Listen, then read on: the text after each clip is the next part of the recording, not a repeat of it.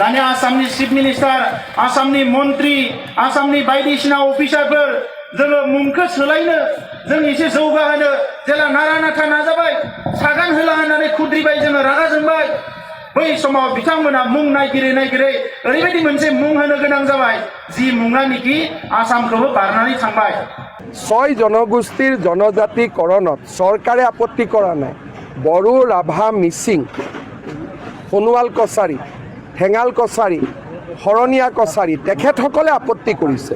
तो रायजो राजा नोंथांमोन सिगाङावनो बे मोनसे भिडिअखौ नायना लागोन, बिनि उनावहाय आं माखासे बाथ्रा बुंगोन आरो माखासे बाथ्रा बुंनायनि उनाव आं हेमन्त बिश्व शर्माया माखासे बाथ्रा बुंदों दि गोबां मानसिफोरनो एसटि होनायनि सायाव आरोना। तो सिगाङावनो बे प्रमद बर'आ मा बुंदोंमोन बिटिआर एग्रिमेन्ट खालामखांनायनि उनाव नोंथांमोना रायजो राजाफ्रा मोजाङै खर' बाहायनानै खोनासं आरोना, मा बुंदों, मा फोरमायनो सानदों प्रमद बर'आ, बेसेबां गोजोननाय मोन्दों गावहा जे बे एकर्डखौ गावनि सासे देरसिन बादि खालामनानै खोनासंलांग्रोदो आरोना। बिटिआरआ मुङानो बेसेबांबा गोजौखा। इन्डियायाव मोनसेल' जायगा दङ एनसिआर नाय, नेशनेल केपिटेल रिजन दिल्लीयाव, नेशनेल केपिटेल रिजन। बिनि उनाव गावनि जाथिनि हारिनि मुङाव मोनसे रिजन जाबावबाय, बे जाबाय बड'लेण्ड टेरिटरियेल रिजन। बिनि सिगाङाव बिनि स्टेटासा एरिया डिस्ट्रिक्टसोमोन, बिटिएडि होनोमोन, Bodoland territorial area district. Area डिस्ट्रिक्टनि स्टेटासा दायो रिजनाव फैबाय। नर्थ इस्ट रिजन होनना बुङा होमबा? नर्थ इस्ट रिजन गासैबो नर्थ इस्टनि 7 रायजोखौ लानानै मोनसे रिजन होनो, नाथाय जोंनिया हारसिङैनो मोनसे रिजन, बड'लेण्ड टेरिटरियेल रिजन। रायजो राजा नोंथांमोना खोनाबाय जानांगौ प्रमद बर'आ मा होनदों। हारिनि मुङाव मोनसे रिजन जाबावबायनो, मोनसे गिदिर रिजन, नाथाय ओनसोला एरियाया बिटिसिआनो, बिटिएडिआनो। मा फोरमायनो सानदों बे रायजो राजाखौ थगायनानै? रायजो राजाखौ थगायनानै मा खालामनो सानदों नों प्रमद बर'? जाया बिटिसिनि गोहोआनो दङ, बिटिसिनि ओनसोलानो दङ, बेखौ नों दिनैसिम माबा मोनसे गिदिर लाबोनो हानाय हेन गावखौनो बिराद मोनसे गोथार गोख्रों लिडार बादि दिन्थियो माथो। हारिखौ, हारिनि रायजो राजाखौ सोमब्र' होनानै गाब्र' होनानै गालांनानै ओरैनो राजा लामा लामा रेल लाइन जथि होनानै ओरैबादि थगायनानै जाग्रा होमबा प्रमद बर' दे, बर'नि भितराव लिडारा, थगायग्राया, हारिखौ थगायग्राया। आरो बिनि उनाव मा बुंबावनो खोनासं। बियो बेसेबांबा गोजौ। दिनै मुलुगनि गिदिर गिदिर स्कलारफोरा बुंदों नोंसोर बेसेबांबा गिदिर बुद्धिनि खामानि मावबाय, आलादा रायजो होनना लिरा मालाय मा जानो, नोंथांमोननि स्टेटासा आलादा रायजोनि खुनु गाहायाव गैला। बियो बेसेबांबा गिदिर रिजन जाफैबाय। दा मा होनबावदों, मुलुगनि गिदिर गिदिर स्कलारफ्रानो नोंसोर मोनसे बिराद बुद्धिनि खामानि मावबाय होनदोंनो। बुद्धिनि खामानि बुंखागोन, नोंनि बादि जाम्बानि बुद्धिनि खामानि मावनायखौ मिनिखागोन नोंखौ, मिनिखागोन। जाय एकर्डखौ हाग्रामा महिलारिया बिटिसि होननानै गोहो गोरा खालामनानै लाबोखादोंमोन, नोंहा बिनि बादि माबा मोनसे पावार खालामनानै लाबोनो हादों बिटिआर एकर्डआव? हादों। नोंथाङा बै जायफ्रा एकर्डनि थाखाय सिगनेटरि माखासे मानसिफोरखौ जेलाव सोना दोननो हादों, नोंथाङा हादों। बिराद गिदिर खामानि मावदों नंगौना नङा रायजोफोर? एकर्ड खालामनायनि उनाव रन्जन दैमारिखौ सोना दोनफिनो जेलाव, बिनि बे मोनसे गिदिर मोजां, बेसेबांबा गिदिर मुलुगनि गियानि स्कलारफ्रानो बाख्नायलायनाय मोनसे एकर्ड। बुंनांखागोन गासिबो, दुखु मोननानै रागा जोंनानै बुंखानांगोन नों बादि थगायसुला मानसिखौ, जाय हारिनि थाखाय गावनि मोदोम सोलेर जिउ बाउसोमनानै खामानि मावदोंमोन। नों बादि ओरैनो खुगा दामफा दामफा मानसिफोरनि सिगाङाव गसंफानानै नाङाखै बियो प्रमद बर' थगायसुला। आरो बिनि उनाव माखासे बाथ्रा बुंबावनो खोनासं। जाम्बा मानसिया माबादि गावखौनो बिराद गियानि सानग्रा मानसिफ्रा मुर्ख थामारो रायजोफोर। दानि आसामनि चिफ मिनिस्टार, आसामनि मन्त्रि, आसामनि बायदिसिना अफिसारफोर जोङो मुंखौ सोलायनो, जों एसे जौगाहोनो जेला नारा नाथा नाजाबाय, सागान होला होननानै खुद्रिबाय, जोङो रागा जोंबाय। बै समाव बिथांमोना मुं नायगिरै नायगिरै ओरैबायदि मोनसे मुं होनो गोनां जाबाय जि मुङा निखि आसामखौबो बारनानै थांबाय। रिजन जाहैबाय बियो। एरियाया जोंहा गिदिर नङा जाबाबो स्टेटासा खिन्थु मोनसे रिजन जाबाय रायजोफोर। मोजाङै खोनासंबायना रायजो राजा नोंथांमोना मा बुंदों बे समाव? आरो बिथाङा मुं सोलायनो थाखाय नारा नाथा नांबायनो, जों जागोनखौनो होआ, जों एकर्डखौनो खालामा होननानै बुंबायनो बिसोरो। सोर सोर बुंदों मिथिया, रायजो राजा नोंथांमोनाबो मिथिया जानो हागौ सोर सोर बुंखो बिसोरबा जों एकर्डखौनो खालामा बेबायदि नामखौ मोनाब्ला। बिटिआर मोनसे रिजन नाम सोलायनो हाया। बिटिसिनिफ्राय बिटिएडिनिफ्राय नाम सोलायनोल' थाखायनो बिथांमोना सोमावसारदोंमोन दि रायजो राजाखौ थगायनो।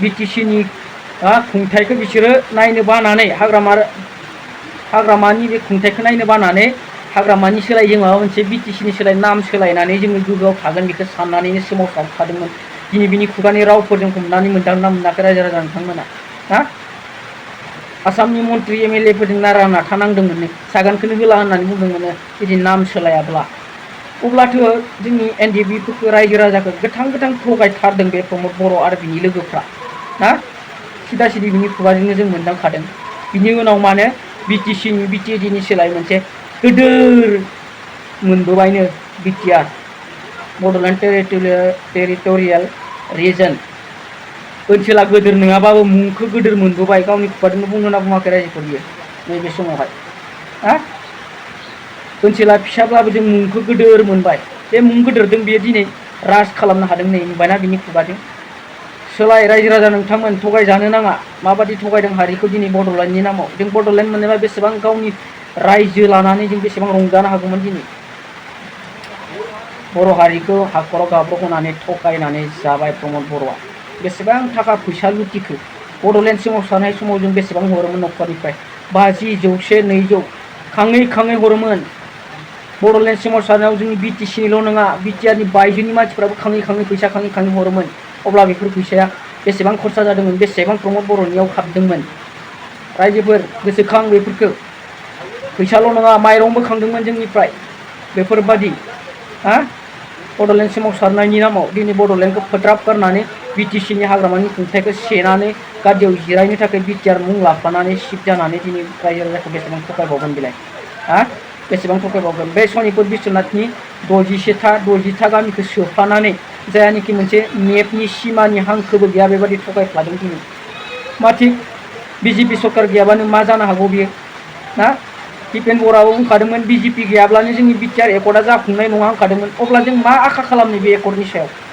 रायजो राजा नोंथांमोना साननाय आं भिडिअखौ गोलाव खालामनो सानाखै एसेयावनो फोजोबनोसै रायजोफोर बिनि सायावनो आरो मामाया माखासे एसटि होनायनि सायाव माखासे हारिफोरनि एसटि होनायनि सायाव माखासे बाथ्रा खेंफोरथि होदों दे ट्राइबेल आरो नन ट्राइबेलफोरनि गेजेराव अर सुलायनायनि मोनसे आरो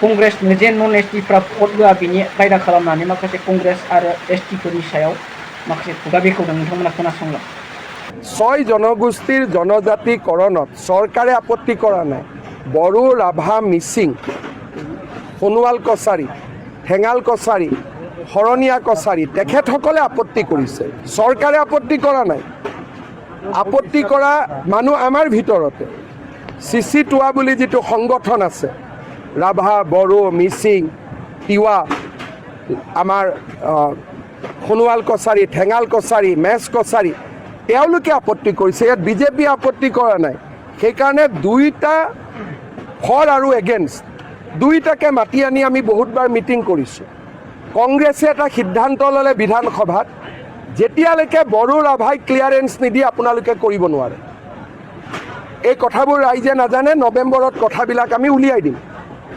টংক বাহাদুৰৰ স্পীকাৰ আছিল তেওঁৰ চহী আছে যে কোনো জনজাতিৰ ক্ষতি নোহোৱাকৈ কৰিব লাগিব এটা হেতু ফৰ্মুলাটো মই কেনেকৈ উলিয়াওঁ যদি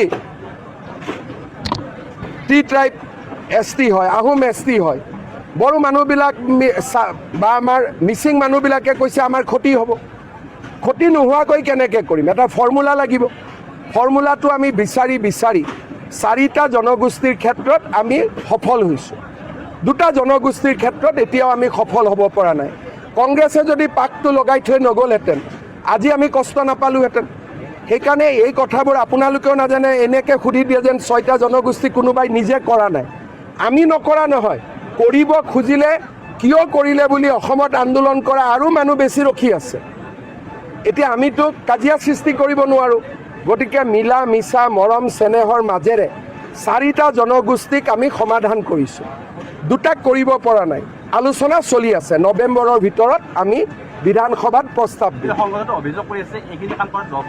10 বছৰ নাই প্ৰায় 20-25 বছৰ লাগে মানুহৰ মাজত মিল কৰোঁতে এনেকৈ এইটো কি দলং বনোৱা কাম নহয় মানুহৰ মন জোৰা লগোৱা এজন 2টা জাতি উপজাতিৰ মাজত মিলন কৰা BTCত আপোনালোক থাকে কিমান টান আপোনালোকে নিজেই জানে আজিলৈকে শৰণীয়া কছাৰী আৰু বড়ো কছাৰীৰ মাজতে মিলন হোৱা নাই, অথচ দুইটাই জনজাতীয়।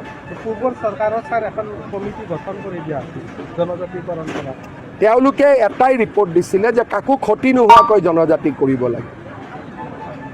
তেওঁলোকে খেলাটো খেলি থৈ গ'ল। আৰু যোৱাবাৰটোতো আমি বহুত কৰিলোঁ, সংসদলৈকে বিলখনটো আনিলোৱে, বিজেপিয়েহে আগবঢ়াই দিলে। এতিয়া যদি 6 জনগোষ্ঠীয়ে কাৰোবাক বয়কট কৰিব লাগে, কংগ্ৰেছক বয়কট কৰিব লাগে। যিমানখিনি কৰিলে সংসদলৈকে বিল কোনে আনিলে, কেবিনেটত কোনে অনুমোদন কৰিলে, যি কৰিলেতো অকল বিজেপিয়ে কৰিলে। হ'ব পাৰে আমি 100 কৰিব পৰা নাই, 80টো আমি কৰিছোঁ।